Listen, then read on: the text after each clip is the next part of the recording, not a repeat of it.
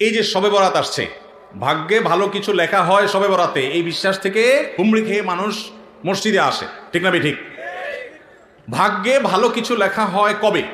একটা হলো মানুষের সৃষ্টিরও 50,000 বছরে আল্লাহ তাআলা ভাগ্য নির্ধারণ করেছেন। আরেকটা হলো প্রতি বছর যেই রাতে আল্লাহ কোরআন নাজিল করেছেন, আল্লাহ সূরা দোকানে বলেছেন সেই রাতে অর্থাৎ লাইলাতুল কদরে আল্লাহ তাআলা সব গুরুত্বপূর্ণ বিষয় ধার্য করেন। শবে বরাত যেটাকে আমরা বলি মধ্য শাবানের রাত, এই রাতে ভাগ্য নির্ধারণ হয় এই মর্মে বিশুদ্ধ হাদিস বর্ণিত নাই। তারপরে আমরা জেনারেলি বলি ভাগ্যে যেন ভালো কিছু আল্লাহ লেখেন, আপনার নসিবে যেন ভালো কিছু আসে, আপনার রিজিকে যেন আল্লাহ বরকত দান করেন, এর জন্য বেশ কিছু আমল আমরা কোরআন হাদিসের আলোকে বলতে পারি, সাজেশন দিতে পারি। তবে তার আগে আমাদেরকে জানতে হবে যে ভাগ্য সুপ্রসন্ন হওয়া বা রিজিকে বরকত হওয়া বলতে কি বোঝায়।